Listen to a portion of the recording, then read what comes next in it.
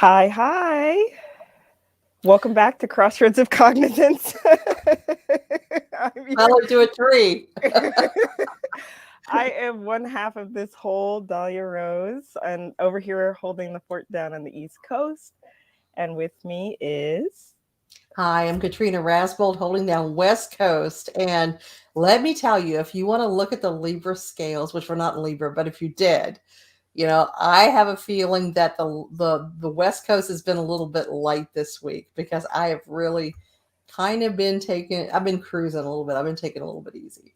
And Ah, you've been working hard. You had some hard questions come up this week. I I'm did. sorry. I'm Katrina Rasbold, Cosmic Metaphysical Store, Shingle Springs, California, and Dahlia has been busy over in Virginia. Right. Well, we only have an hour, so we're going to keep it small. But yes, I think the East Coast in general has been of a bit of a dense place. I mean, let alone politically, we've got a lot of energy over here, and I think that when people make that transition from west to east, they notice that they're like, "Ew, what is that?" So I'm not. You're welcome to come visit me anytime, Katrina, but I do not recommend it. Let me come to California. I'm good with that arrangement. But in any case, we are here back with you guys again to discuss the week, as Katrina mentioned last week, some of the things that we were seeing on a frequent basis with our clients, with ourselves, and the year, how it's flowing. And so, um, as we're talking, we want engagement. We want to hear from you. Throw your comments in the comment section. We'll see you both on Facebook and YouTube. If you're catching this on the replay, you can definitely throw those comments in there, and we'll see them. And if you guys have questions, not sure of a term, or you want more clarity on something, or if you want to share your experience, we'd love to hear from you. So, as Katrina was saying, um, this week has been interesting. And one of the more significant things that I got to experience with a person was a discussion around praying. And I will say she's an energy worker too. So she was sending energy as well. So prayer and energy at the same time. And what was taking place is the person that I was speaking to noticed that a person in her life was having some challenges. And the person that I was speaking with is a really, really sweet, compassionate person. She wanted to send energy that person's way and them. And, it was all from a place of positivity and love and all these wonderful things. And the dynamic that they had was peaceful, neutral, and somewhat positive. And then when the prayers began, things quickly shifted into a bit of a negative, resistant space. And I asked the question. I said, "Hey, did that kind of start when you started praying and sending energy their way?" And she had to be like, "Wait a minute, yeah." And the conversation that we ended up having, that I don't think a lot of people realize, recognize, get into, because we have an view of prayer and sending people who are in trouble energy, is that sometimes people don't want it. Some people, I believe the phrasing that I actually used in the conversation was, some people hate love. Oh, wow. I know. You guys, at this point, I hope you know me. I'm kind of like, I just called it how I sees it. And I didn't know how else to describe the reaction that people can have. And I myself have had folks sort of feel like they were in the right of praying for me, because they felt like something was wrong with me. And it wasn't resisted. Actually, it was embraced, but it was a negative infiltration of my energy field from the people praying. So I'll bring that in. But so yeah, if you are in a space of wanting to send love, send energy, send prayers from a positive place, I think that it's a beautiful thing. I just want to put that up front. And usually it's well intended, but I think there can be a bit of challenging energy. I mean, Katrina, what are your thoughts on the matter?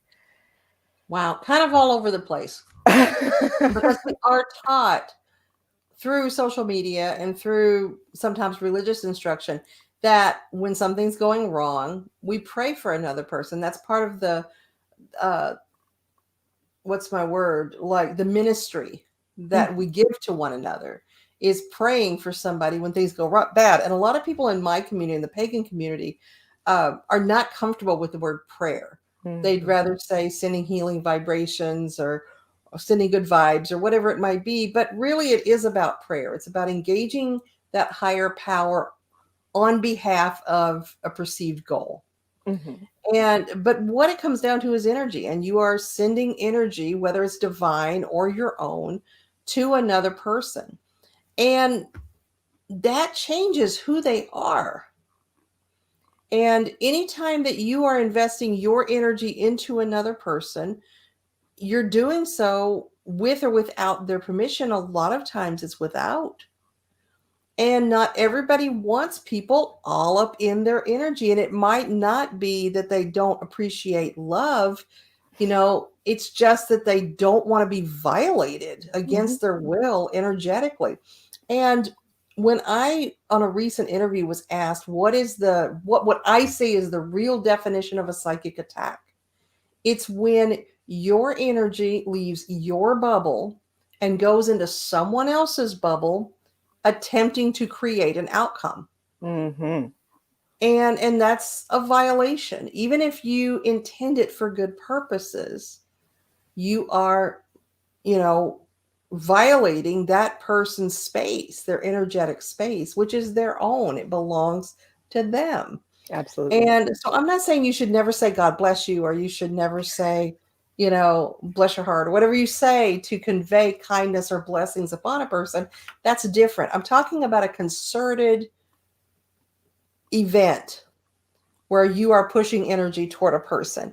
And I just don't believe it's right to do that Absolutely. without that person's permission. And if they do give you permission and say, hey, yes, I would love that, pour some sugar on it. I mean, just get right in there and give them everything you got. But unless and until that happens, you mind your business. You ask, hey, is it okay if I light a candle for you? Hey, do you mind if I pray for you about this?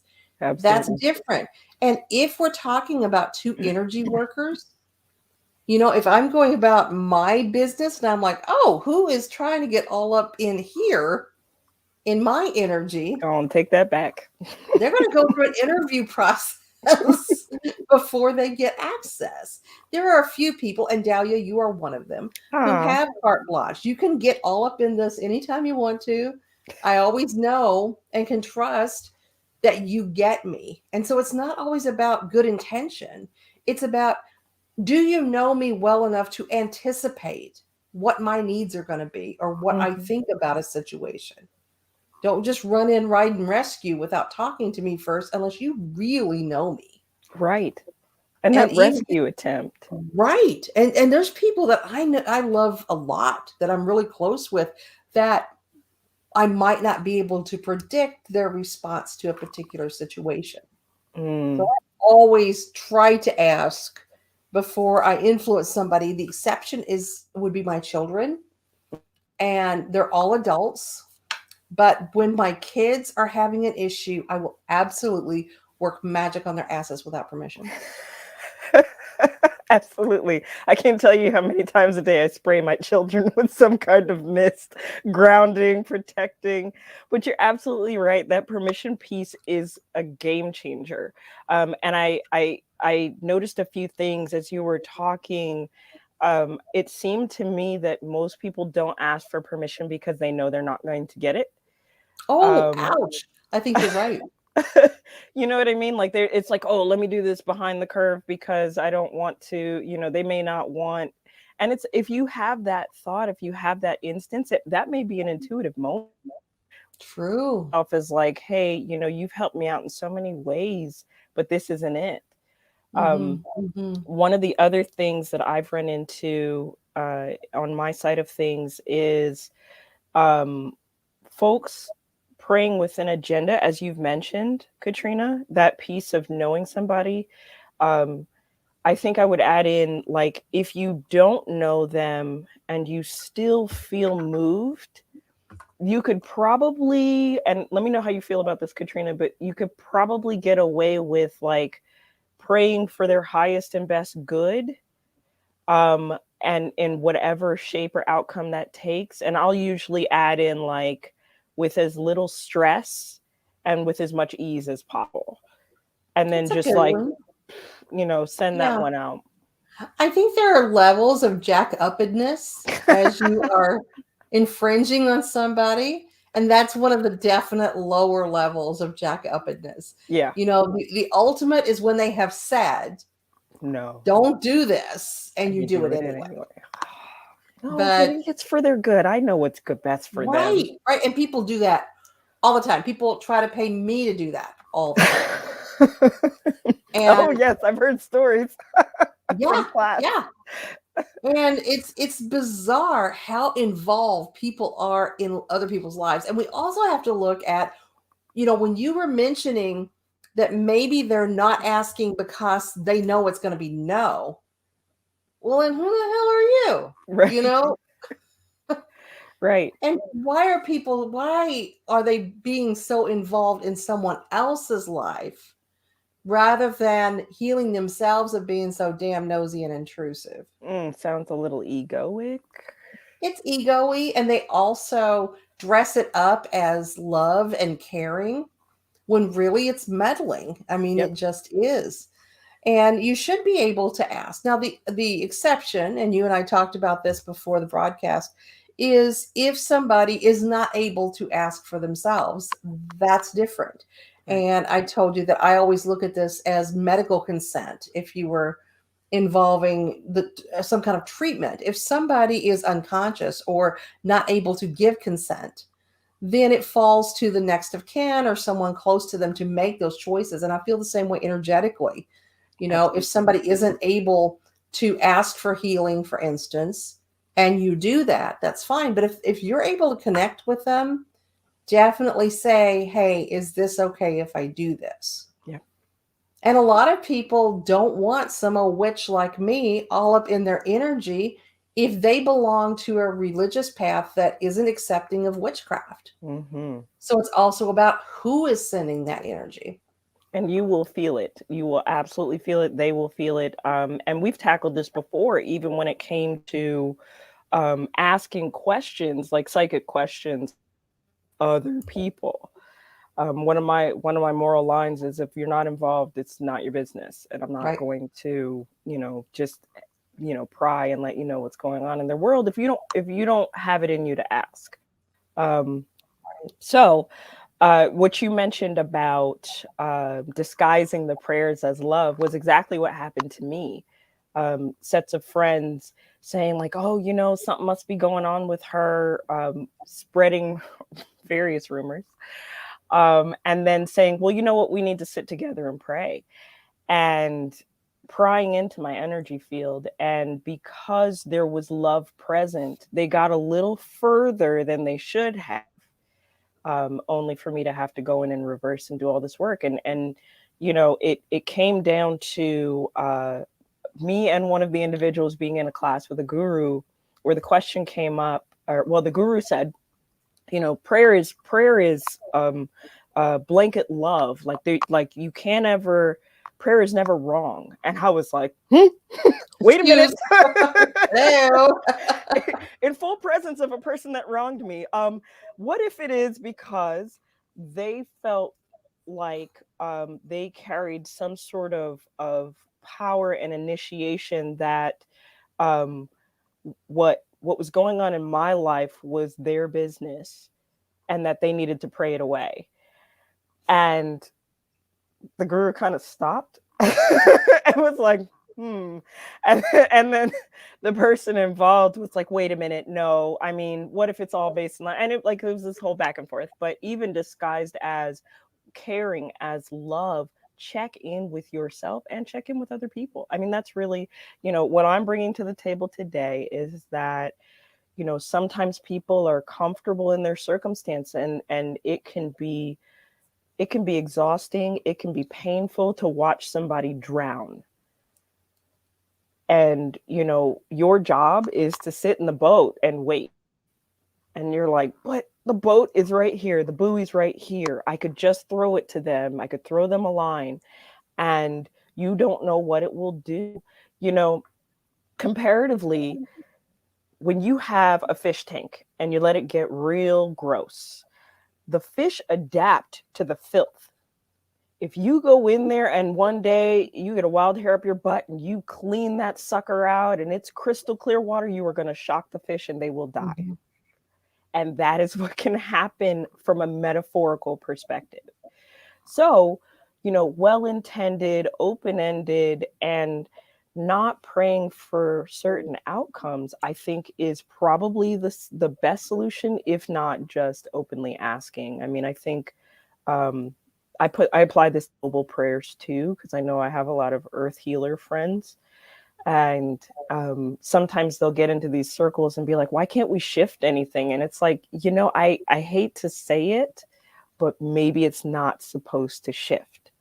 Maybe you praying for that war zone was for the 5 people who are going to make it out to Mm-hmm. get the help they need, but the rest was going to unfold because unfortunately there are forces that are a bit more powerful than, your circle. And sometimes the divine has more involved in the process than we can understand, and prayer is not Mm-hmm. supposed to avoid pain. It's not what it's for. It's just not. You're right. And, when we are deciding to pray for somebody and interject healing energy or some kind of adaptive or changing energy into their bubble, we are basically saying, I don't trust you to manage this on your own. So Mm-hmm. I'm going to put my energy in there so that you have more to work with to manage it better. And even if you are a guru, even if you are somebody who is a fantastic energy worker, would you do that with children? Children need to figure out how to do things for themselves. I mean, if they're trying to solve a problem, are you just going to jump in there and say, look, let me just do this. Let me just take care of this for you. They never then learn Mm-hmm. how to do anything. And sometimes people are in difficult situations to teach them coping skills and life skills that they don't already have. A difficult relationship that you're praying somebody out of might be teaching them patience or might be teaching them um, how to take care of themselves in difficult situations, how to defend boundaries. And people will say things like, oh my gosh, but what if it's life or death? You don't usually know. Mm-mm. You can extrapolate, you can presume. But if you are in a life or death situation or someone is and you're praying for them, it's still their choice. And that's what really this is about, is consent. Yeah, absolutely. Isn't it an interesting circumstance when you go into like hospice care or a situation like that, and people feel moved to send energy and heal and or pray or whatever their modality is, their medicine, as you said, Katrina. Mhm. And you see a person transition anyway. And there's this kind of like moment where it's like, wait a minute, but I came in here and it was Mhm. supposed to get better. And it's like, I think Yeah. you ease their pain enough and remove their fear to where the better option, their best choice, was to leave. Mhm. I agree. And it really is. My friend Hexaba says, That's a good regarding name. magic, yeah, it, um, you know, if magic worked the way people think it does, we would all have a pony. We would all have a pony when we're 12 because we make the wish, we put the intention out there, and we do not all get ponies. And it's the same thing with working on people in a healing capacity. Not everybody is meant to be healed. And if healing magic worked that way, we would have a far greater problem with overpopulation than what we've got. Because nobody wants their parents to die or their child to die or their loved ones, their spouse to die, their siblings to die, your best friend. You just don't.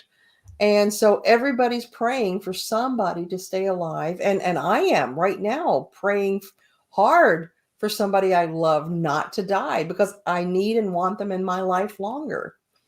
So it becomes sending them energy, sending them healing energy for them to heal in the way that is best for them. And sometimes, as you said, that involves dying. And I often have families contact me saying, my partner is in hospice, it's going really badly. I need to know what their situation is going to be in 2 weeks.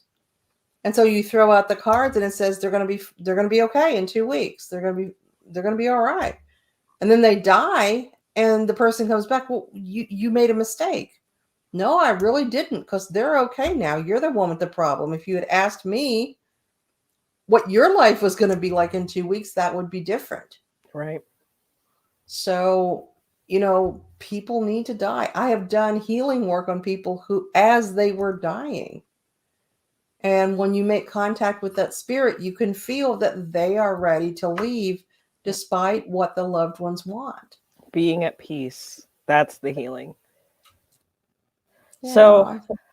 a bit of a heavy heavy conversation. I mean, it's not easy to release trust in pain. A conversation with a beautiful energy healer. She called herself the Urban Spirit Guide, and she used this phrase that was like, "We need to fall in love with death," and I was like what? And then we started having conversations about Santa Muerte, and I was like, well, what a Mhm. beautiful opportunity to connect with the embodiment of that, and realize the necessary transformations and transitions that come through for us, um, and how, if we want to impact positively around the world, it means releasing that control of what that looks like. And So, that's something that haunts people. That yeah. that specter of death it walks with us every day from the minute that we're born. And I just had something happen that was, I mean, you talk about mind blowing. Um, a really dear girl that I work with, Figui, a lot of the people in my student base know her well. She leads our cusp circles. She worked in the coven with Eric and I for around 10 years. And she was the one that we passed the torch to run our group when we were done, when we retired out. And she's a lovely girl. She's my daughter's age. And we were having our Santa Muerte veneration a month ago. And Figui was very excited because her grandmother and grandfather, who are very Catholic, were coming to the veneration. Oh, wow. And so this elderly couple comes in. I'd seen them a couple times. They'd been to some of our rituals and such. But they come in, they sit down, and now our venerations are very quiet and they're very reverent. It's like being in a Catholic church, kind of, because we're doing recitations and prayers that we're offering, and it's just super reverent. And so they're sitting there with Figui, and the grandmother is just talking at top volume the whole time. She's hard of hearing, Oh. and she was asking questions like, what is that? What are they burning? What do we do next? What does this mean? What does that mean? But she can't hear well, so she's speaking at normal volume while everybody else is trying to be very quiet and calm. And I was one of the people leading the veneration. I kept kind of looking over, and Figui's like, I'm sorry, I'm so sorry. And she's talking to, no, Nana, no, this. Nana, shh, Nana.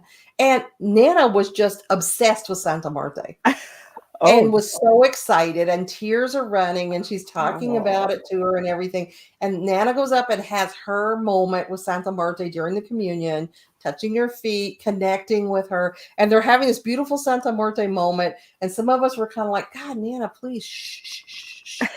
And so there's this big thing, and it's a very Nana-centric veneration. And then she died. Like within 2 weeks, Nana died. Wow. So you think we weren't in a real big, like, we needed to shut the fuck up, because that veneration was for Nana to meet Santa Muerte days Wow. before she died. She'd never heard of her before. But think of the piece of, like, Yeah, she's like, yes, okay, now I understand, or at least I have a vision that I don't yeah, have to fear. And she got to right. have a loving She experience did. surrounded by beautiful people and someone that she loves. Yeah. And And Santa Muerte is looking at her, the statue that we work with, just cackling with delight. I mean, just absolutely, they were having their sister moment there. And I just picture Santa Muerte showing up in the room with, and the death was very unexpected. Even though she was elderly, she was not expected to have a heart attack and just die in the ambulance. And I just picture Santa Muerte showing up going, hi. right, like, hey girl, we're about to go party. Leave these boring living people alone. Command Wow. performance. So there you go. Wow. I didn't tell you that in the pre-show. No, I you didn't. didn't. I didn't You're think about it until you said very that. genuine response, because I was not where I thought that was going. Yeah, Wow. I know, right? So when we were having, like, we just had Santa Muerte veneration again because it's every new moon this past Saturday, and so this was a month later, and I was back. When I was doing my veneration of Santa Muerte, I was like, I hear you. That was a good. That was good. That was a good Yeah. lesson. Yeah. She Man. also got me really hard because I'd done a very extensive prayer for her, for my daughter-in-law, Sandra, who has been battling cancer. She's only Oh, right. 41. And I had done the crawl. Now, what this is when you have a big ask, you choose a certain point far away and you crawl to her place where the veneration is, hands and knees or marine crawl or whatever you choose. You do your asking. And when you get what you asked for, you do the crawl again as an offering of thanks. And so Sandra is clear of cancer, but she has something else wrong with her and is very ill now. She's back in the hospital. And so I was arguing with Santa Muerte and saying, I'm not going to do the crawl. She's still sick. And Santa Muerte's like, you asked for her cancer to get taken away. You can do this crawl. Payment, On your ma'am. knees. All right, game and match. Right. So Santa Muerte's been up my ass with lessons lately. That was our interstitial. Oh my goodness. Well, I mean, again, understanding the transitions, this goes right back to asking the question, like you said, with of the person, coming to you saying, what will become of my loved one? You made a request and it was granted. Mm-hmm.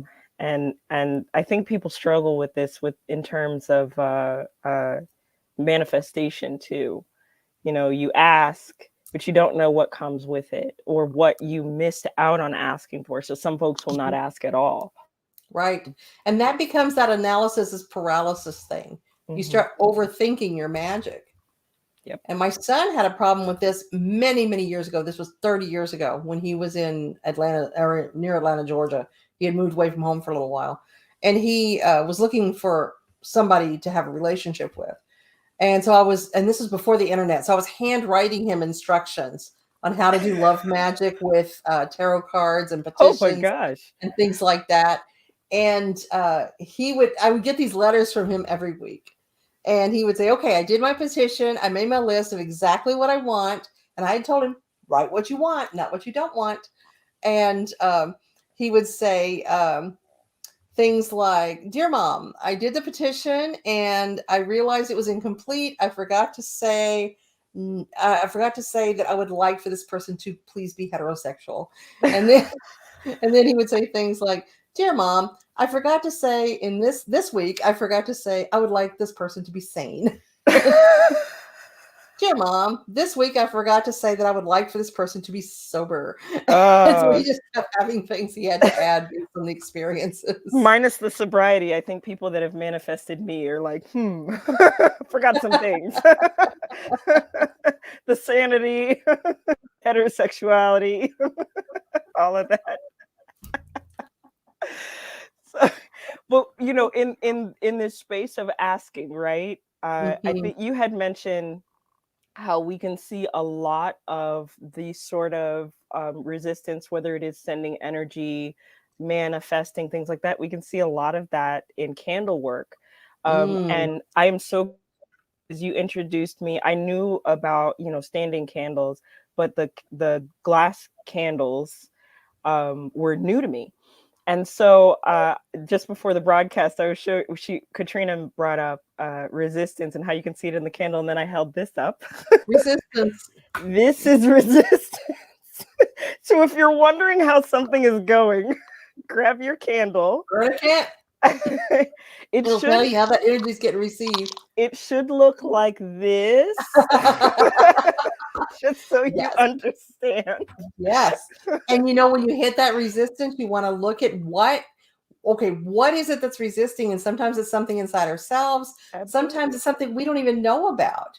Like, I'm resisting the energy of getting this job because there's going to be another job coming that's going to be especially good for me, a much better fit. So we never know where the resistance is coming from. So sometimes we just keep burning them until we get that clean candle. And if we keep hitting resistance, we change our approach. Oh, I will be getting another candle tomorrow. Um, but I think this, definitely ties back into the whole prayer piece. If you are adept at feeling energy and you feel a resistance at highest and best good, or whatever is going on with you, even if it's egoic and ego based, and you're feeling a resistance, don't be so quick to throw it on the person and be like, you know, what's wrong with them that they don't want this? Check in and see what's going on.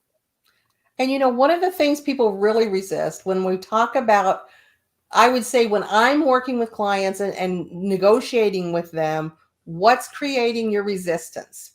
A lot of times it's that they're being encouraged to let go of something they don't want to release. We don't like releasing things. We don't like thoughts of sacrificing anything. And we certainly don't like thoughts of working on faith. And so people don't like to let things go.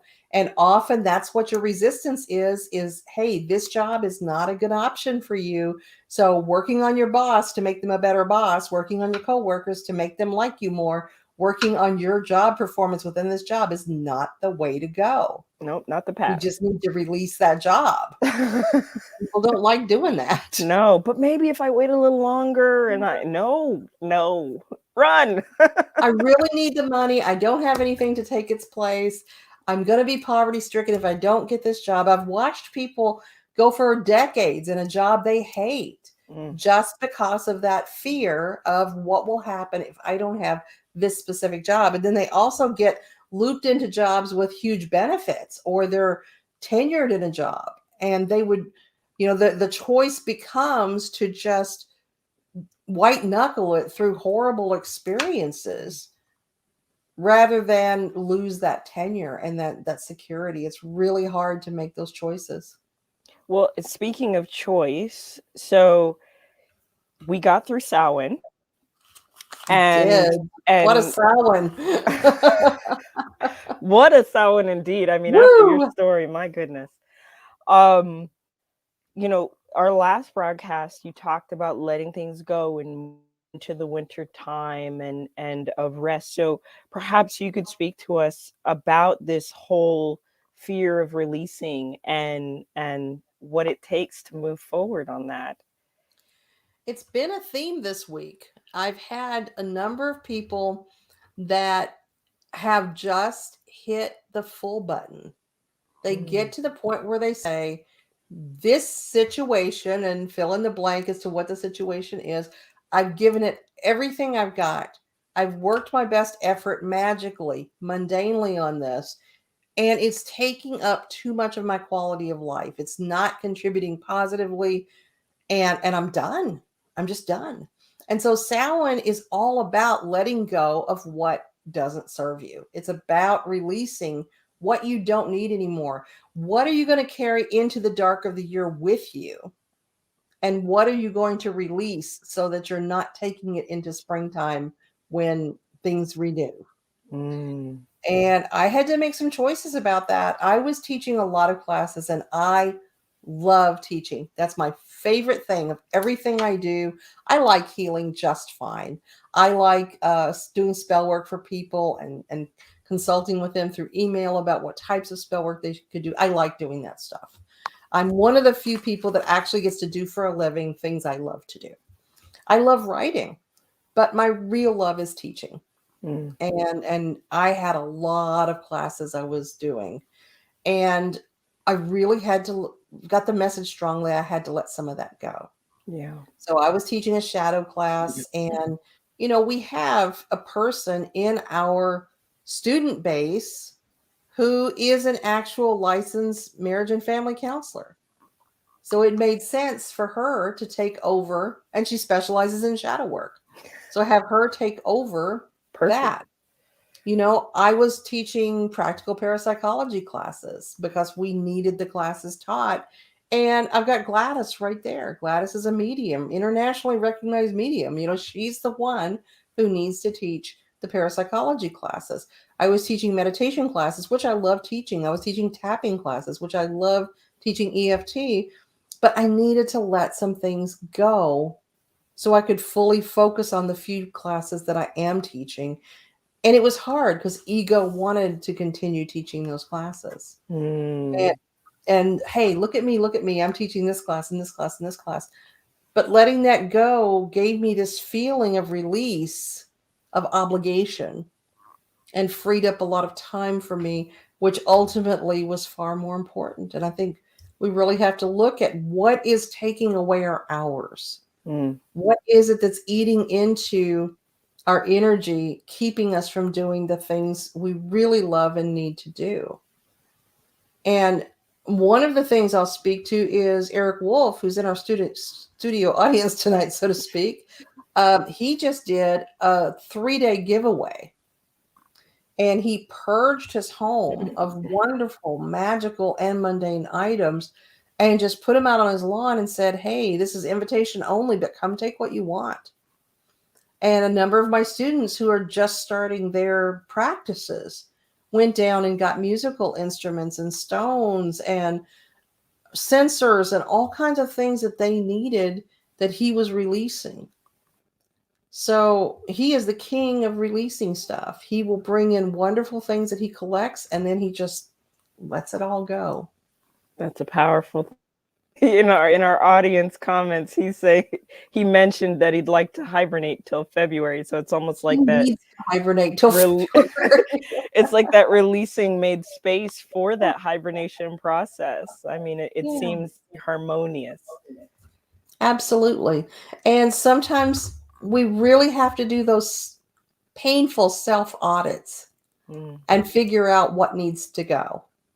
And I've had just this week people who are releasing toxic relationships and saying, I tried long enough. I need to be gone. I need to get out of this. People losing toxic work environments, people losing managing really toxic family relationships. mm. And so it's heavy. It's like our previous conversation. It's a really heavy talk when you are working with somebody on letting go of something they really care about. It's interesting you bring up the relationship piece. I had opened up Google the other day, and there was an article. Google pulls from all over the place, so I wish I knew what website to reference here. My apologies, but it said, based on a particular transit that's happening astrologically, there are 3 signs that will go through relationship collapses or something like that. And I was like, well, that's very broad. It's not that straightforward, I don't think. Right, right. um, but interestingly enough, it mentioned Libra, Pisces, and Cancer. um, Please Mm, do not message me asking for details. I don't have them. However, it felt like a little add-in share there, um, just to say that that is part of this process. And I think about, as you were talking, I had this visual of, like, when you say, "What are you taking with you into the dark?" Like, I don't know. It wasn't a sexual thought, but I was like, what are you taking it into bed with you? You're going and you're going to cover yourself, mm-hmm. and really go within. And the deepest that we can go in this 3-dimensional existence is Gladys is silly. I know, right? I don't have the details, Ain't Gladys. she cute? Just keep your relationship, Cancer.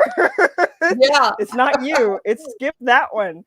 Um, but the most intimate space we can get into, other than meditation, is when we go to bed. Um, and we're very vulnerable in that space. So if you wouldn't take it into bed with you, if you don't Mhm. trust it in bed with you, then, is it something to consider letting go of? Which is none of my Christmas with those happily in my bed. So, there's a lot to be considered here. You mentioned faith, fear versus Mhm. faith, Katrina, pre-broadcast. You can say a little bit more about that? Well, we don't like that word. We like that word as a concept. We don't like it in application. We don't like to quit one job and have faith, especially even if we've been pushed by the universe to quit this job for a long time. We don't like to rely on faith for getting another job. We want Mm. assurances. I see people all the time in horrible relationships who are unwilling to leave that relationship until they know for a fact another relationship is lined up.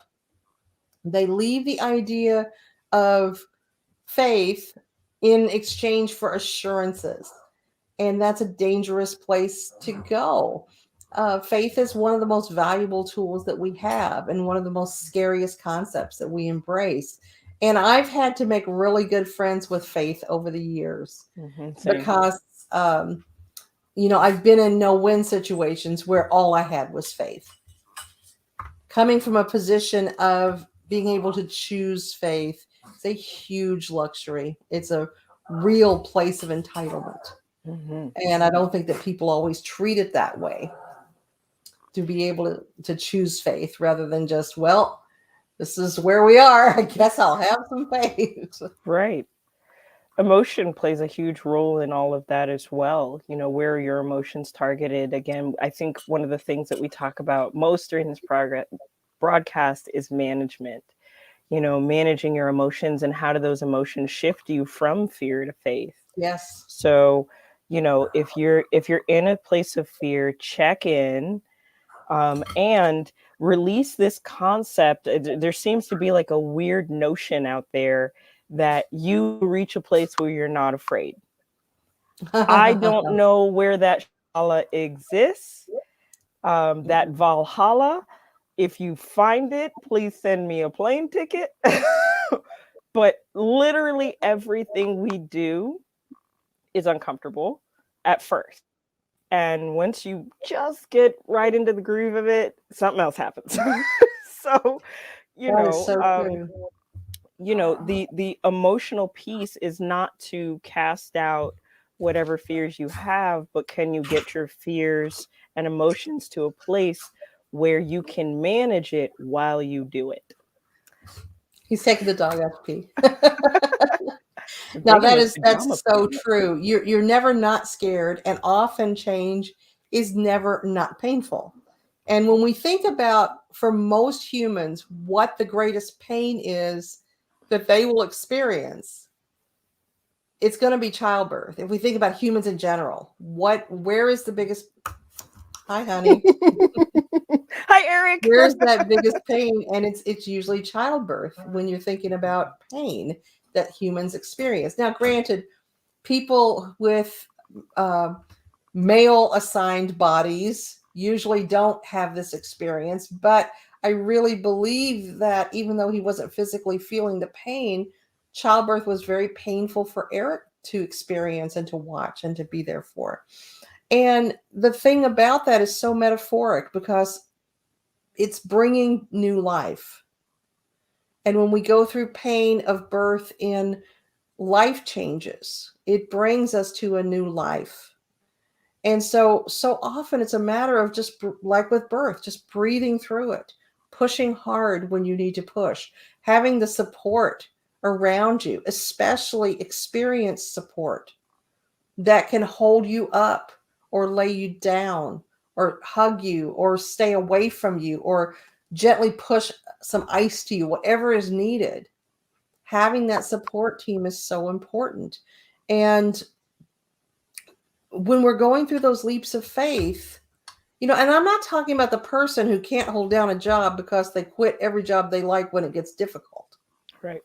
I'm talking about when we are being moved by the universe out of a situation and we're just hanging on with our fingernails because we're so scared to let go. And I'm just using the job as an example. You can fill that in with relationship. You can fill that in with Friendships. families and friends and anything like that. And we don't want to give up. We don't want to let go because it's going to be scary and hurt. And there's nothing in our lives that makes us safe from that. And I think a lot of times it's not until we have a tragedy that we realize how vulnerable we are to all of it going away anyway. Right. I think though, perspective wise, and maybe it's something that always comes with hindsight, is this is also an opportunity to recognize your strength. You know, framing is everything. You can see it as painful and hard and what you have to endure. And then when the smoke clears a little bit, because there's no complete clearing, but when the skies are cleared, you can say, okay, wow, I handled something that I've never been before in my life. and Mm-hmm. and lean on that strength. You can transfer that strength to something else, because it's the hard things don't, if you plan on continuing to live, the hard things don't stop. And it doesn't matter how enlightened you are. It doesn't Nope. matter how far along the woo woo trail you get. You know, challenging things are still going to happen. Experience and enlightenment informs how you will respond to them. Are you just going to sit there and get mad and get angry? Are you going to do something to change what that is? Are you going to become victim mentality of saying, oh, all these horrible things just happened to me, rather than creating circumstances that will generate different outcomes? Mm-hmm. And that ability to maintain some modicum of grace under fire is what defines that ascension toward your own higher self. And it's tough. It doesn't stop hurting. Your responses don't mean you're not hurting. They don't mean that you don't feel everything you would have felt 20 years ago in the same circumstance. And like I said, relationships are one of the toughest things to manage. People either go one extreme or the other. They have people they're too expendable of people and just let them go without even trying, or they just hang on to the last breath. Yeah. Yeah. And you know with holding on to things and waiting for those assurances, there's also like a weird space for feeling like what am I trying to say? It's like a weird space of feeling like you're doing nothing. And I don't think that's entirely fair if you're still weighing your options. Yes. But even the incremental changes are important. And I think this is where maybe journaling and things, or having friends around you, that support system becomes extremely valuable, because they'll be able to point out to you, or you'll be able to read back a few pages to say like, wow, I'm in a completely different headspace Mm-hmm. than before. And I think that your as you were saying, your response to the situation as it comes forward, this is where our strong friends really seem to struggle. Mm-hmm. Oh, because they're not in the fetal position, because they're still carrying on their daily tasks and attempting to live life, they're seen as fine, and they may not be. And that was Mm-hmm. something else that was coming up this week, was just, giving people space to kind of collapse.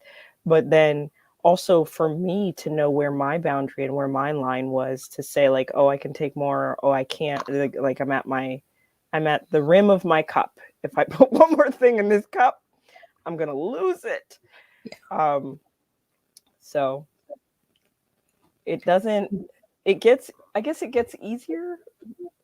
It gets easier to manage, but it doesn't stop. So I No, would leave that. it doesn't. And like you were saying, you still feel all the feelings. It doesn't matter how the outside world perceives you in terms of strength. You know, people often I recently ran into this. People want to see you collapse and burn when you're Hmm. going through a crisis, because they can then say, okay, she's okay. She's having a normal reaction. That's what I would do. So she's right on track. And if you're not doing that, if you're not falling apart, like you were saying, they either think, wow, they're so strong, or they think you're really jacked up and you're just not understanding the depth of the situation. And a lot of times it's just, number one, that my vulnerability or someone's vulnerability is not for public show. Yeah. And the other is that, who are you to judge how a person responds? Um, I've got a really dear friend whose wife died 3 years ago, and unbelievably has people saying to her, well, why aren't you past this yet? You should be, moving on and dating other people. What? Wow. The Yeah, audacity. people have tremendous license to comment on how other people manage stress and how other people manage crisis. And what you do is you just hold space. And if somebody is in a place, like you were saying with the boat, if someone is in a place where they're clearly at that job they don't want, in that relationship that's detrimental to them, but they are not ready to let go, you know, your job is to sit there and hold the boat. Yep. When you're ready to row, we're going to row. When you're ready to get in the boat, we're going to help you get in the boat. Meanwhile, I'll just be here with the boat. Two things stand out to me when you talk about people's license to judge people's reaction. One is that swift movement is because they're afraid that they won't have the right support or the right reaction to support said friend. I've Mm-hmm. seen that come up. In fact, silly me, was it yesterday morning or was it this morning? I'm driving my son to school, and he's like, "Man, it was this morning. Man, my friend. I hope my friend is feeling better." And I was like, "Oh, what happened?" And he was like, "Well, he had to go to a funeral on Friday, and I just." I don't know how to support that sadness. And I was like, he was like, I don't know what to say. I said, don't say anything. You don't say Mm-hmm. anything. You just ask questions or be quiet. He was like, I don't know how to be quiet. And he really doesn't. Like, since he was 2 and that thumb came out of his mouth, he just doesn't stop talking. Um, but, it was a real conversation, I think, from a child's perspective. He's 11 and there are adults that feel the same way. Mm-hmm. You Oh, know, absolutely. I don't know what to say. And we had that conversation around the fire that happened. I don't know what to say. So, I'm just going to sort of push my reaction onto this person and coach them into what I would do. And it's like, Mm-hmm. man, that also may bring up in a person, what's wrong with my reaction? Am I Mm-hmm. too much? Should I hold back because you're not a safe space or whatever the case is? And then the other thing that I was noticing, um, I've seen before in others, maybe even in myself, feeling like the only value that they have to a person is when that person is in need or Mm-hmm. when that person is sad. And it's like, oh, this is my hero. And instead of asking what they need or having the conversation to say, okay, let's just show up the way you need rather than the way that I desire to Mm-hmm. be in your life. I've definitely had that moment myself. So I guess That's a tough. the I mean, transitioning through those thoughts, I guess, is just continued management and awareness. It's not I wish I had more woo-woo answers than that. But I don't think there are any, so often when we're talking about magic and conscious ascension and that sort of thing, we're looking at psychological profiles and situations as well. And like you were saying, so often when someone's in crisis or grieving or going through something, like just like your son, we don't know what to say. We're scared to death there's going to be dead air there where you're not saying or doing the right thing. And it's really hard. It's a lost art to be able to just hold space for somebody and just Yeah. show up and just be present without needing to do something or say something or fix something. And unfortunately, that means that a lot of people don't show up and Yeah. don't engage because they don't know what to say, or they're afraid they're going to say the wrong thing. So they don't even bother. Yeah. Which then exacerbates the issue and vicious cycles of Hmm. fear and grief and all of these things. So, um, you know, I think we underestimate the ability to just be ourselves, and that that can be enough, and that it can be okay, Yes. and that the people that love you, or at least if they don't love you, maybe they know you and understand you, will be okay Mhm. with the response, even if it's not the most sensitive or the right words or any words at all. But just, being there and sitting with somebody through that moment. Mm, So, I agree. well, Samhain is showing us a lot. I'm sure we'll have more to speak to as you guys take things to bed. Don't take the things you don't trust to bed. You That's might get right. shanked in the middle of the night. Don't want to do that. Nope. Don't roll over on your rocks. I often have concern though. My, most of them are not sharp. As I think about it now, I'm like, wait a minute. Um, in any case, we are at that time in our program, and so far we've been able to talk about the true meaning of sending positive energy and prayer to a person. I think we left off on, it is ideal to ask for permission. If you can't, asking the higher self or intending for the highest and best good, whatever that looks like, even if it's not your version of the highest and best good for that person, is probably a safe realm when you're doing those sort of positive sendings and energy things. And I promise you, and I'm sure Katrina's the same way, if I ask you to send it, yes, thank you. If I don't ask you to send it, don't do it. Don't feel obligated. It's okay. I will still love you. And I'm sure she will too. Um, and then with Samhain, a lot was released. If you're still hanging on by your fingernails, as as Katrina said, reevaluate, reassess, maybe give it over to Santa Muerte Let that or shit go. Yeah. whoever, right? Just let it go and walk away and trust, have the faith versus the fear that everything will work out. I used to say everything is in divine order. Thank you, God. And it used to drive me crazy. And I know that phrasing better than I ever have at this stage in my life. So thank you, Grandma, if you see this. I hope you all can have a great night. And we'll catch you next time. Good night, everyone. Good night, everybody. Thanks for joining.